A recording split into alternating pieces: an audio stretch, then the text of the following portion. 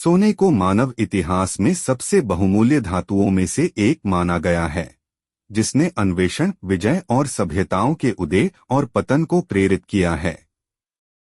प्राचीन मिस्र में सोना न केवल शक्ति का प्रतीक था, बल्कि इसे देवताओं के आशीर्वाद के रूप में भी देखा जाता था और इसका उपयोग फिरौन के लिए उत्कृष्ट कलाकृतियों को बनाने के लिए किया जाता था। मेसोपोटामिया से लेकर इनका साम्राज्य तक की सभ्यताओं ने सोने को उसकी आध्यात्मिक महत्ता और भौतिक मूल्य दोनों के लिए पूजनीय माना। प्रारंभिक सोने के खनन की तकनीकें श्रमसाध्य थीं। प्राचीन खनिकों ने सोने के टुकड़ों की खोज में नदी की तलछट को छानने के लिए पैन और स्लुइस बॉक्स जैसे सरल उपकरणों का उपयोग किया, जिसे प्लेसर खनन के रूप में जाना जाता है।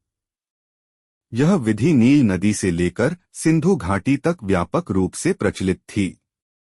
खनिक सोने से भरपूर मिट्टी इकट्ठा करते थे और फिर सावधानीपूर्वक उसे धोकर भारी सोने को हल्की सामग्री से अलग करते थे। हालांकि जिन क्षेत्रों में सोना ठोस चट्टानों में पाया जाता था, वहां खनिकों ने हार्ड रॉक माइनिंग जैसी अधिक उन्नत तकनीकों का विकास किया। उन्होंने पृथ्वी के भीतर सोने से भरपूर शिराओं की पहचान की और कीमती अयस्क निकालने के लिए चट्टान को काट डाला। भूमिगत खनन अपनी गहरी सुरंगों और न्यूनतम सहारे के साथ एक खतरनाक कार्य था, जिसमें प्रकाश के लिए केवल साधारण तेल के लैंप पर निर्भर रहना पड़ता था। एक बार अयस्क निकाल लेने के बाद सोने को शुद्ध करने की प्रक्रिया की जाती थी। प्राचीन सभ्यताओं ने अशुद्धियों को दूर करने के लिए तीव्र गर्मी के माध्यम से सोने को पिघलाने के लिए प्रारंभिक भट्टियों का उपयोग किया, जिसने आधुनिक धातु विज्ञान की नींव रखी। इस परिष्कृत सोने को इंगोट, सिक्कों में ढाला गया या जटिल आभूषण और अनुष्ठानिक वस्तुएं बनाई गईं, जो व्यापार और धार्मिक अनुष्ठानों में महत्वपूर्ण भूमिका निभाती थीं। मिस्र में, जहां सोने का खनन बहुत व्यापक था, पूर्वी रेगिस्तान, नूबिया और लाल सागर पहाड़ियों में खदानों में हजारों श्रमिकों, दोनों स्वतंत्र और दास, को नियोजित किया गया था।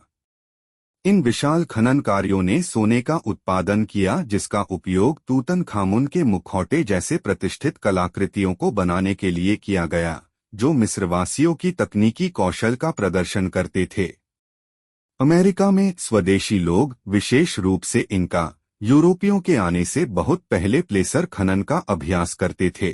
उनके द्वारा खनन किया गया सोना अक्सर धार्मिक कलाकृतियों और अभिजात वर्ग के लिए अलंकरण बनाने के लिए उपयोग किया जाता था, जो दिव्य और सांसारिक क्षेत्र के बीच संबंध का प्रतिनिधित्व करता था। हालांकि स्पेनिश विजेताओं के आगमन ने कुख्यात सोने की दौड़ के दौरान इन संस्कृतियों के शोषण और विनाश को जन्म दिया। प्राचीन समाजों पर सोने के खनन का प्रभाव गहरा था। इसने व्यापार को बढ़ावा दिया, राजनीति और शक्ति संरचनाओं को प्रभावित किया और धार्मिक प्रथाओं में महत्वपूर्ण भूमिका निभाई। प्राचीन सोने के खनन की तकनीकें, उपकरण और प्रथाएं आज भी सोने को निकालने और उपयोग करने के तरीकों को प्रभावित करती हैं। प्राचीन मिस्र से लेकर एंडीज तक सोने की खोज ने मानव इतिहास को आकार दिया है, जिसने हमारी अर्थव्यवस्थाओं, संस्कृतियों और कल्पनाओं में एक स्थायी विरासत छोड़ी है।